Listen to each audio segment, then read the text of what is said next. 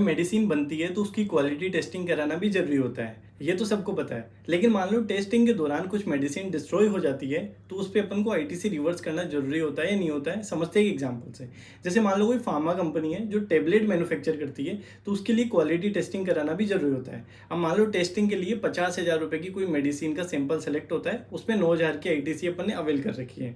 अब उस 50,000 में मान लो 10,000 डिस्ट्रॉय हो जाती है मेडिसिन, तो इस 10,000 पे आईटीसी रिवर्स करना ज़रूरी है या नहीं है? तो समझते हैं जीएसटी के सेक्शन के हिसाब से। तो जीएसटी का सेक्शन 17(5) ये बोलता है कि जो गुड्स डिस्ट्रॉय हो गया उस पे आईटीसी ब्लॉक है, इस हिसाब से अपन को आईटीसी रिवर्स करना पड़ेगा।